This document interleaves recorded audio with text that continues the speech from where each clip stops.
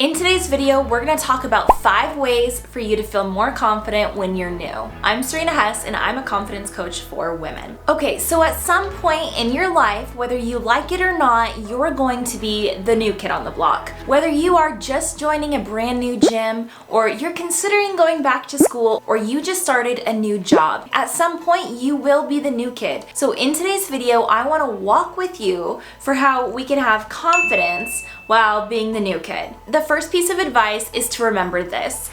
At some point, everyone has to be new. I know it's uncomfortable. I personally hate being the new kid, but at some point, everyone has to be the new kid. Remember the Oprahs of the world and the Tony Robbins of the world. At some point, Oprah was a nobody doing her own talk show when nobody knew who she was and she was new and awkward and it was probably uncomfortable. Everyone who has ever done something, everyone who has ever been somewhere, at some point they were new. Nobody was just born into that level of skill and competence. That brings me to number 2. Understand the relationship between competence and confidence. Now, competence is the ability that you have to do something. So I am not a very competent painter. I can do it, but I can't do it very well.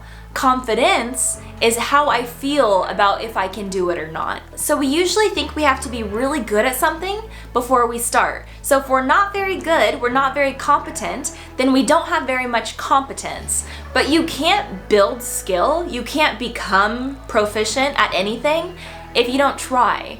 So over time, the more you put yourself out there, the more you come to that new workout class, the more you talk with your coworkers, the more you try to fit into this new role and situation, and the more you learn about it, the more competent or the more skill you will have. And so when you're like, okay, I know how to do this, I know how to work out in the gym, I know how to close these deals, when you build that skill, over time your confidence will increase. So the second part to being more confident in a new situation is to immerse yourself in learning the skills, growing your competence, which makes you more confident. It takes time, but it is possible, and I want you to remind yourself this.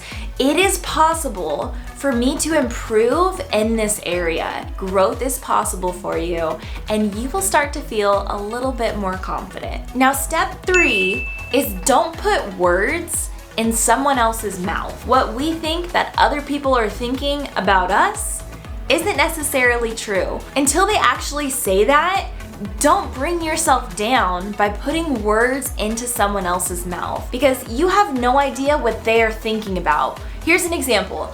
I was at Starbucks and I had my headphones on, and the barista said, "Sarena, here's your drink." And I was like, huh? Because I already had my drink. And then this girl next to me got up and got the drink, and I looked at her, but I did a kind of like a smirky thing. And so she was probably thinking about me like, oh, she thinks she's better than me. But that's not what I was thinking. I did a because I thought it was funny that her and I had the same name. But it could have easily been misinterpreted as, I think I'm better than you. Do you see how putting words into someone else's mouth can be so dangerous? So I challenge you to not put words into someone else's mouth. They are innocent until proven otherwise. Now, step 4 to being more confident in a new situation is to remember, most people are thinking about themselves. I'm really sorry to burst your bubble, but when you're out and about, people are hardly even thinking about you, and I just want you to remember that. And at first that can be kind of discouraging, like, oh, no one cares about me, no one's paying attention to me. But it's actually kind of liberating to know that no one's thinking about you. Like, no one cares if you fumble over your words. No one cares if you accidentally slipped. No one cares if you spilled water on your shirt. They don't really even have that much time to see that embarrassing thing you did. Maybe someone saw that you fell. Big deal. It happens all the time. There are people all around the world that fall. So just take that into account when you're stepping into this situation. My 5th and final piece of advice for feeling more confident is to make a brag list. Now, I know in the past our parents told us not to brag and that it's kind of rude, but on the flip side, we spend a lot of time beating ourselves down. So we need to have a little reminder of what we've done that's good. Because it's not hard for us to remember what we did that's bad, but sometimes it's hard for us to remember what is good that we have done. And did you know that your thoughts can change your emotions? Here, let's try it out. So close your eyes for just a second and imagine a day where you had to deal with someone who was really, really mad. Maybe it was your boss and you felt like they were about to fire you and they were just like yelling at you and angry and they were saying that you're not good and you'll never amount to anything. Okay, pause. Now open your eyes. How do you feel? Do you feel a little flustered? Are you sweating a little bit? Do you feel a little bit off? Yeah. Your thoughts and what you think about can influence how you feel. So if you're walking into a new situation and you're feeling nervous, but you choose to remember a time where you feel confident, it will make you feel confident, okay? So let's do this together. I need you to get a pen and a piece of paper and write out a time where you felt especially confident. Maybe you aced a really hard test that other people were having trouble with. Or maybe you gave the perfect presentation and you walked out of there like, oh, yes. Whatever it is, write down that time where you felt like really, really confident. And if it's not coming to you just yet, spend some time on this activity after the video and really get one specific moment. Now that you have that moment, I want you to experience it again. So really, what did it feel like when you aced it? When you went through it, what were your emotions? Were you smiling? Were you excited?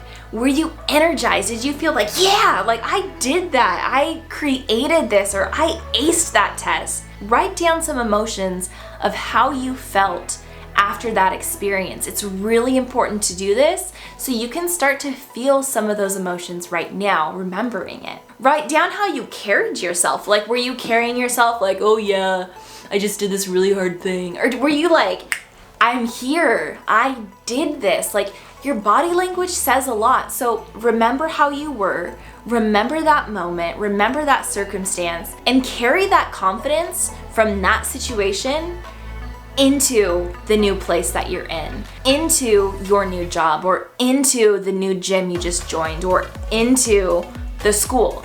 Whatever new situation you're going through, carry this little confidence reminder. So write it down on a piece of paper, write down those emotions, and fold it up and put it in your wallet, put it in your purse, or put it in your pocket. And this is your confidence brag sheet. And whenever you're feeling insecure, then pull out this little piece of paper and spend a little bit of time in that confidence moment. Just feeling more confident from a memory makes you feel more confident now, and carry that attitude with you into your new situation. Now, I hope these tips were helpful for you.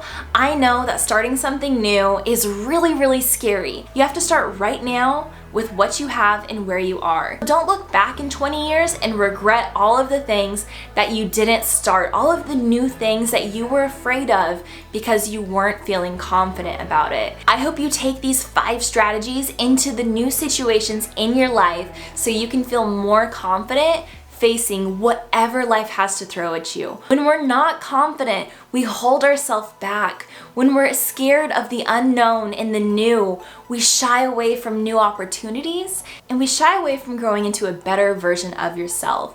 I want to share with you one more quote that says, "The richest place in the world is the graveyard," because that's where all of the ideas for books, in plays, and movies all went to die. So my challenge to you is this: do not let these new opportunities and ideas that you have in your heart, don't let them die.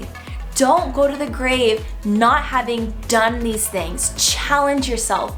Do these new things. Put yourself out there. Use these 5 strategies to embrace the new with confidence. If you like this video, then you can click the link in the description and download my confidence building checklist. Once again, I'm Sarena Hess and I'm a confidence coach for women. Comment below if these tips were helpful for you and make sure to subscribe to hang around this community. Thanks for watching, and I'll see you in the next video.